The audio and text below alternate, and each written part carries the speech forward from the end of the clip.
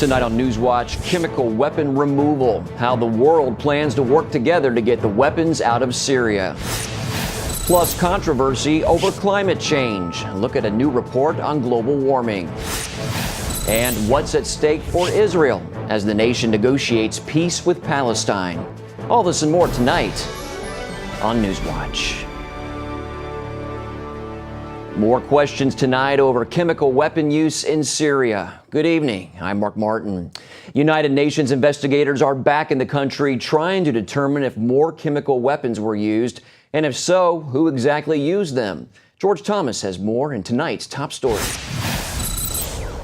The United Nations is investigating new allegations of 7 alleged chemical attacks in Syria's northern Aleppo province. Some of the attacks reportedly happened after the August 21st incident that triggered threats of U.S. military action.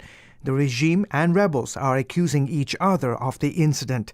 Meanwhile, the U.S. and Russia have agreed on a resolution calling for Syria to give up its chemical weapons. The White House is hailing the agreement as a major breakthrough in taking the most controversial weapon off the battlefield of the world's deadliest current conflict. 2 weeks ago, the Syrian regime had not even acknowledged the existence of its chemical weapons stockpiles. But tonight we have a shared draft resolution that is the outcome of intense diplomacy and negotiations over the past 2 weeks. The resolution is legally binding but does not threaten military action if Syria fails to comply with the agreement. The hard work of destroying Syria's stockpile of dangerous weapons will be formidable.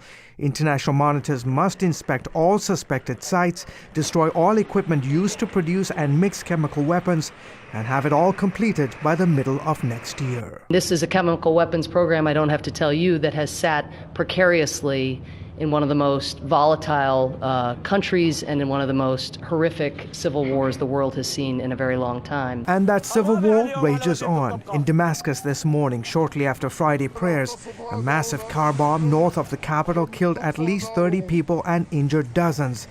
More than 100,000 people have been killed and another 7 million driven from their homes since the Syrian conflict began in March 2011. George Thomas, CBN News. Boy, it's hard to wrap your mind around those stats. For more on this now, we turn to Cliff May. He is the president of the Foundation for Defense of Democracies. Cliff, you originally thought the right course of action was to retaliate against Syria for using chemical weapons against its own people. That didn't happen. What do you say about this latest resolution the U.S. and Russia have come up with? Well, I have my doubts about it. For one thing, this draft resolution has no enforcement mechanism whatsoever. So if Assad decides to dissemble, to hide the chemical weapons, to not disclose where they are, and there's been some indication that he's already done that, including moving weapons out of the country to Lebanon and to Iraq, there's no enforcement. You'd have to go back to the UN and try to get Russia to agree on something. Second, the draft resolution doesn't place any blame for the attacks that have taken place already, in particular the one attack in which 1,400 people, many of them women and children, were gassed to death. No blame whatsoever for that. So on those two scores, I'm I'm dubious. Vladimir Putin jumped into the fray a few weeks ago. What do you think is his agenda?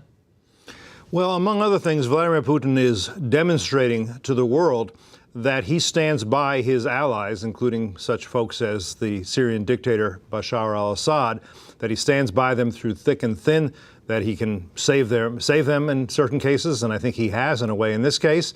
And he's trying to draw a contrast with the U.S., which I think he is implying tends to throw its allies under the bus. What outcome do you think the U.S. should be supporting for Syria? The fall of Assad? There are no good options at this point, and I don't think it had to be this way. 2 years ago, I think you had a lot of demonstrators who were peaceful, who were nationalistic, who were pro-Western. They were essentially left as orphans, and they've been marginalized. And into that vacuum, you've seen al-Qaeda-affiliated groups flow in. And now we really see one group, the Assad regime, which is closely affiliated with Iran, which is the most important national security threat to the U.S. and an existential threat to Israel. And on the other side, you have these al-Qaeda forces. So you really want both to lose. Now, when people say that, they're usually joking.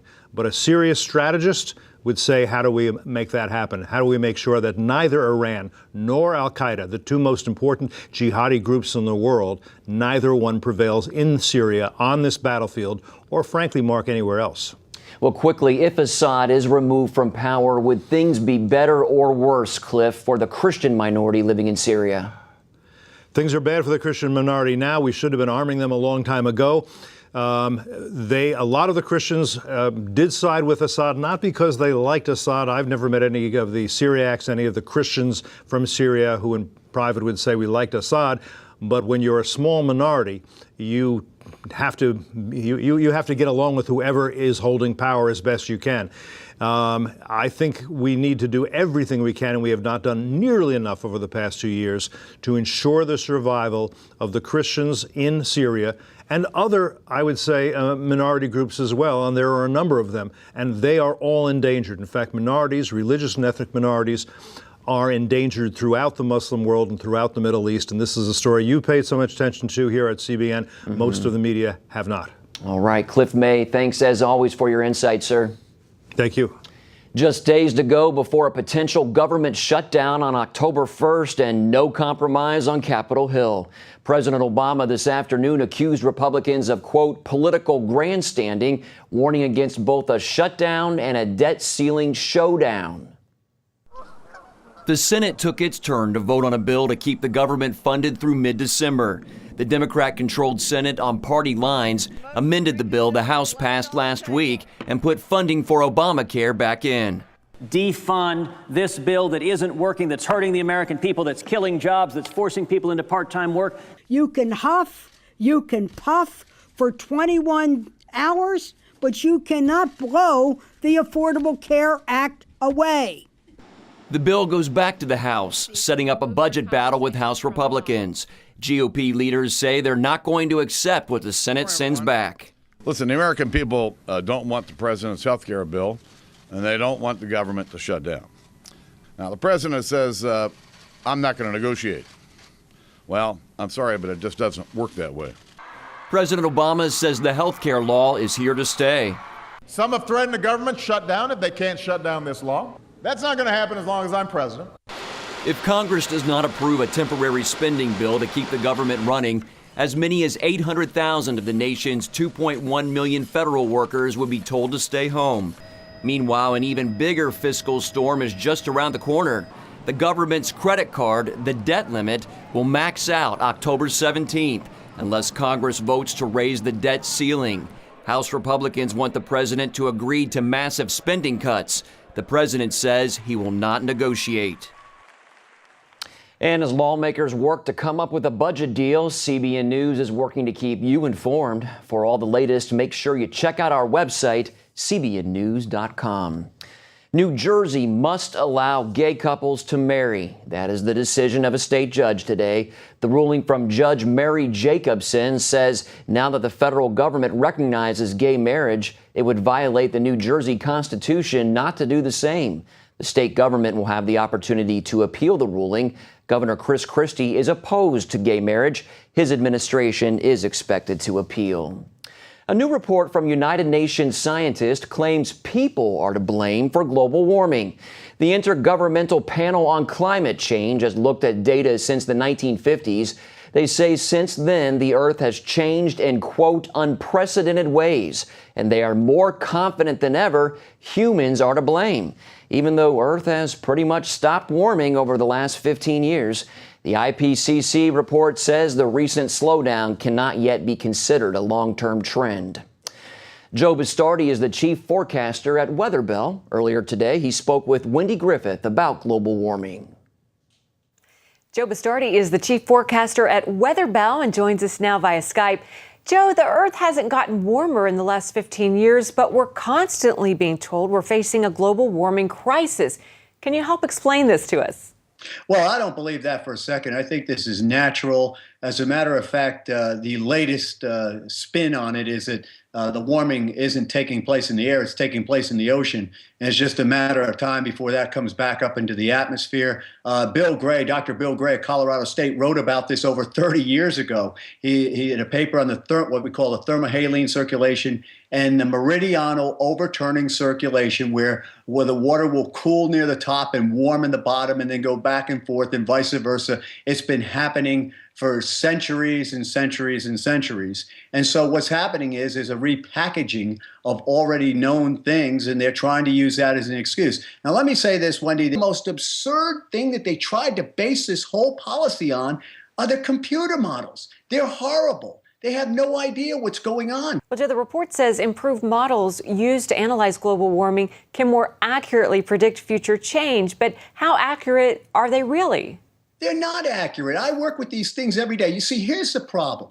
You have people, the reason I'm in this fight is not because I want to be in this fight. I'm a meteorologist that forecasts the weather every day, but I use the past weather to set up my foundation for the future. So what happens is I know what happened before. A lot of these people have come on the scene, and their entire livelihood depends on propagating this debate and keeping all the confusion going. Listen, you do the math. Do you believe that a trace gas, 0.04% of the atmosphere, that human beings have contributed anywhere to 5 to 20% of that 0.04%, do you think that that is going to push around the sun, the oceans, and stochastic events such as volcanoes? It's almost absurd to believe it. You know what's interesting about this argument, Wendy? The more I study it, unlike a lot of arguments, when I'm in an argument over the weather, the more I can see the other guy's point about a future occurrence. The more I study this, the more I realize, as Dr. Bill Gray said years ago, what a scam this is. Joe Bastardi, we appreciate your passion, and thanks so much for joining us today. We appreciate your time. Well, thank you for having me. And folks, you don't have to believe me. Go look for yourself. All right. We appreciate it. Thanks, Joe. Thank you. Well, coming up, we look at stories of survival from that terror attack at a Kenyan mall. Grace, music is unpredictable. I know I have what it takes. The Dove Foundation raves. Grace Unplugged is remarkable and inspiring. This is not about the music. It's about everything else that goes with it. Dad, were you watching me? A moving and meaningful film. This book, his words shook me. It was like my whole world. That parents and teens should see together, says Focus on the Family. What are you going to do? You're going to drag her back home? Yeah, I might. I think maybe you're fighting God. Just stop running. Grace Unplugged, rated PG, in theaters October 4th.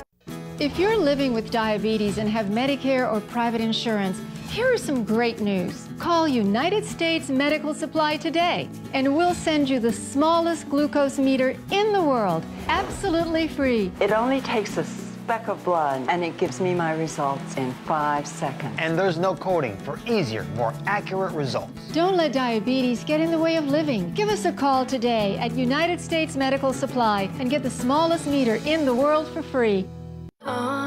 Grace, music is unpredictable. I know I have what it takes. The Dove Foundation raves. Grace Unplugged is remarkable and inspiring. This is not about the music. It's about everything else that goes with it. Dad, were you watching me? A moving and meaningful film. This book, his words shook me. It was like my whole world. That parents and teens should see together, says Focus on the Family. What are you going to do? You're going to drag her back home? Yeah, I might. I think maybe you're fighting God. Just stop running. Grace Unplugged, rated PG, in theaters October 4th. If you're living with diabetes and have Medicare or private insurance, here is some great news. Call United States Medical Supply today, and we'll send you the smallest glucose meter in the world, absolutely free. It only takes a speck of blood, and it gives me my results in 5 seconds. And there's no coding for easier, more accurate results. Don't let diabetes get in the way of living. Give us a call today at United States Medical Supply and get the smallest meter in the world for free. In the wake of the deadly attack at that Kenyan mall, the U.S. is ramping up its efforts against the terror organization Al-Shabaab. The CIA has assigned more operatives to focus on the group, and the FBI has sent agents to help in the investigation at the mall. While the world waits for answers in the massacre, stories of survival are emerging in Kenya. Caitlin Burke brings us this report of one man who actually volunteered to go into the mall during a standoff situation. James Quest is a professional photographer in Kenya, but last Saturday he put down his camera to help guide a police squad heading into Nairobi's Westgate Mall. It was eerie quiet, music is playing, lights on, no people. And I thought that was really weird, for an attack. Quest spent 6 hours dodging gunfire, pursuing the militants, and searching for survivors. While we're there, I met this man. He had been shot in the eye and on the side, and he really bled out. And the blood was all over his clothes, all the way down to his shoes, and it was too much blood. Anyway, so we walked this guy up. Even though the man's injuries were severe, by the time he was loaded into an ambulance, Quest was certain they had saved his life. But the next day, on a trip to the Nairobi City mortuary, he found the man again. I went to the morgue just to get some shots of what is going on there, and I, in the process, found him lying there, and he had passed on. While Quest was at the morgue, the man's family arrived to identify his body. He was able to talk to them and learn more about the man he had tried so desperately to save. What I do know about him, about his, is his name. He had 5 kids. His name's Mara. He had 5 kids. According to government estimates, at least 67 people were killed in the Westgate Mall attack. New images were just released of the aftermath. This parking lot caved in after officials say soldiers fired grenades inside to create a diversion so hostages could escape. The al-Qaeda-affiliated group Al-Shabaab takes responsibility for the attack. Its leaders say the siege was, quote, a warning to Westerners. Caitlin Burke, CBN News. Up next, CBN News travels to Israel for a look at the future of the Jewish state. Hello? Is this thing on? Hey, kids, do you love games? And do you love discovering things? Well, do ya? Then you're gonna love this. It's the new free Superbook Kids Bible app. You can play games, watch videos, find answers to your questions, and a whole lot more. The new Superbook Kids Bible app. Free downloads available on iTunes and Google Play now. In 2008, my husband Gary departed for heaven. I was still grieving. And then to find out I had cancer, I began praying, God, how do I do this? Where do I do this? Cancer Treatment Centers of America was the place. Dr. Neelam outlined a plan that would take care of my mind and my body, and she prayed with me.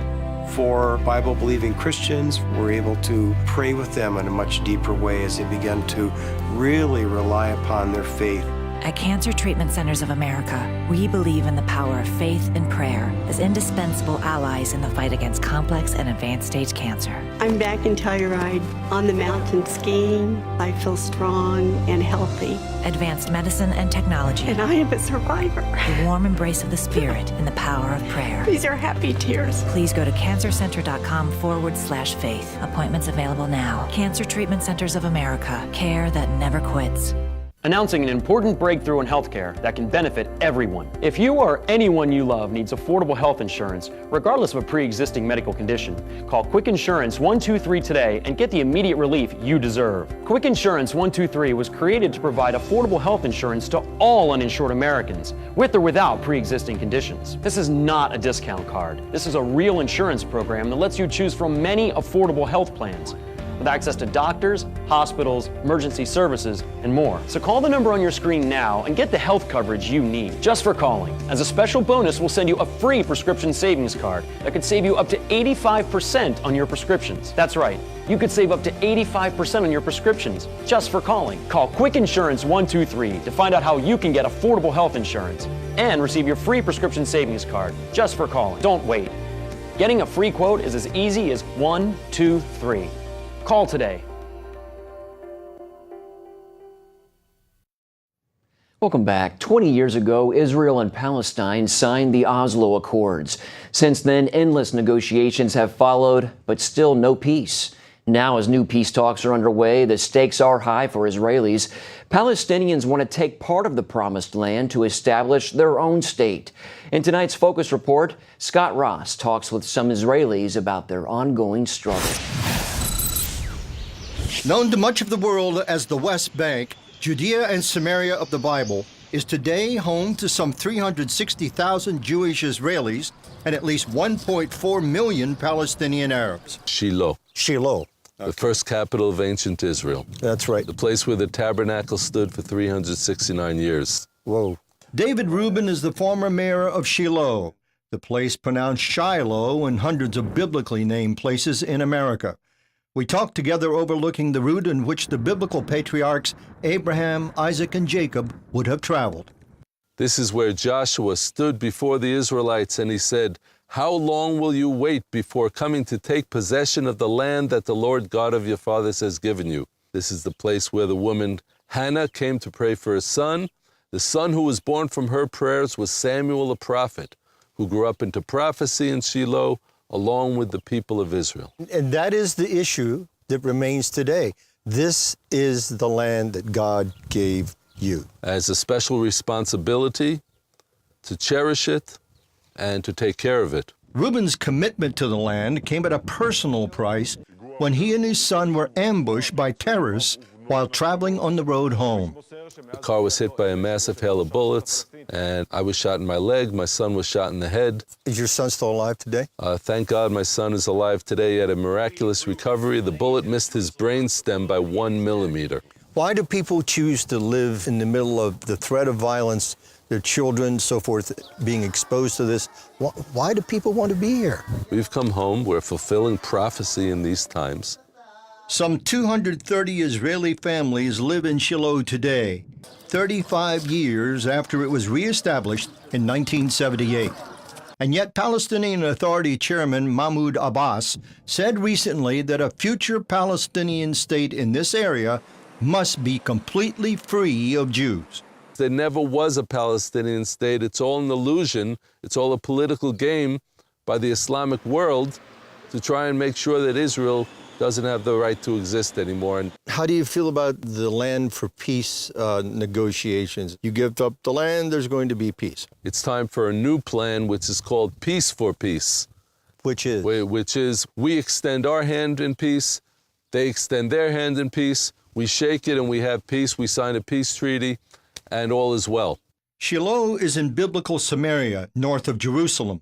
Judea and Samaria, including the Jordan Valley, is 79 miles long and between 19 and 34 miles wide. To the south of Jerusalem and Bethlehem is a large block of Jewish communities in Judea called the Gush Etzion, in another part of what the world calls the West Bank. We're at the highest point in Gush Etzion. We're on the backbone of the hills that control the lowlands in both directions. And that is the Mediterranean Sea and the coastal plain, Tel Aviv, Ashdod, Ashkelon, down to Gaza. And we can see the rockets come out of there. And when you look this way, and we look east, we're looking towards Jordan. First we have the hills here, which belong to Gush Etzion. They go from Hebron all the way up to Jerusalem, and there's Jordan on the other side. That's it, that's all we got. This is the width, and we're on top. Ruthie Lieberman is a wife and mother. Originally from Ohio, she is raising her family in a community called Alon Shivot, which means return to the oak tree in Gush Etzion. Jews established several farming communities here before the State of Israel in 1948. But during Israel's War of Independence, they were destroyed and the residents killed or driven away. After the 1967 Six-Day War, the Jews returned to rebuild here. Who are your neighbors? I think having Lebanon in the north, Syria to the northeast, then we come around and have Egypt to the south. We're not in a great area. There are 24 Muslim states surrounding Israel from Morocco to Iran, more than 8 million square miles of land, more than 500 times the size of Israel, where some 500 million people live. Judea and Samaria stand between Israel's major population centers and the Arab world.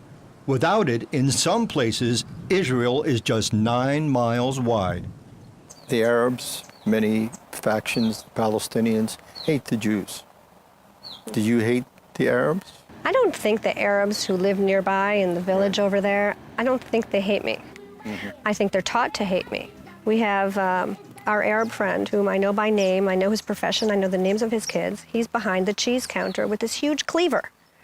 And he's there, what can I get you? And he's our friend. And I'm not afraid. I'm actually encouraged. 20 years ago, then Israeli Prime Minister Yitzhak Rabin and PLO leader Yasser Arafat signed the Oslo Accords and shook hands on the White House lawn. And still, there is no peace. Do you see that this could possibly become a future Palestinian state? If it were to become a Palestinian state, I would imagine that it would be because there's some huge breakthrough and the whole world believes that now we have peace in this part of the world. And if that's true, then I can live here. I'm Jewish. I bought the land, and I should be able to keep my home. In every talks that we hear, we're out of the picture. We'll have to pack up and go. The scriptures teach us to pray for Jerusalem, pray for Israel. Do you think it makes any difference? I hope that all of you continue to pray for Jerusalem every day. It strengthens us. It strengthens our psyche. It strengthens our hopes. We know that we're not alone. For the latest on what's happening in Israel, head to the Inside Israel page on our website. That's at cbnnews.com. We'll be right back. Attention sleep apnea patients. Are you tired of the expense and hassle of getting your CPAP and BiPAP supplies? Are you fed up with dealing with ill-fitting, leaking, or worn-out masks and straps? Are you worried about the effects that unsanitary tubes, cushions, and filters have on your health? If you said yes to any of these questions, Allied Medical Supply Network has the solution to your problems. You could qualify to have your supplies regularly delivered right to your door at little or no cost to you. That's right, no more inconvenience, no worn-out masks and straps, no more unsanitary equipment, just restful sleep. Call Allied Medical Supply Network today to determine if you may qualify to receive your fresh, brand-name supplies at little or no cost. Don't delay. Call us now to see if you are eligible to save money on regular delivery of your CPAP and BiPAP supplies.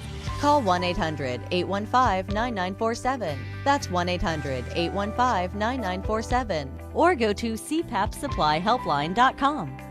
Announcing an important breakthrough in healthcare that can benefit everyone. If you or anyone you love needs affordable health insurance, regardless of a pre-existing medical condition, call Quick Insurance 123 today and get the immediate relief you deserve. Quick Insurance 123 was created to provide affordable health insurance to all uninsured Americans, with or without pre-existing conditions. This is not a discount card. This is a real insurance program that lets you choose from many affordable health plans, with access to doctors, hospitals, emergency services, and more. So call the number on your screen now and get the health coverage you need just for calling. As a special bonus, we'll send you a free prescription savings card that could save you up to 85% on your prescriptions. That's right, you could save up to 85% on your prescriptions just for calling. Call Quick Insurance 123 to find out how you can get affordable health insurance and receive your free prescription savings card just for calling. Don't wait. Getting a free quote is as easy as 1, 2, 3. Call today. Finally tonight, some breaking news. President Obama says he and Iranian President Rouhani spoke over the phone today. It marks the first time leaders of the two countries have talked since 1979. President Obama believes the conversation will help the U.S. in dealing with Iran's nuclear ambitions and says the U.S. will work closely with allies in the region, including Israel. For more on this historic conversation, you can visit our website, cbnnews.com. Well, that's all for this edition of NewsWatch. Hope you'll join us next time. Have a great weekend.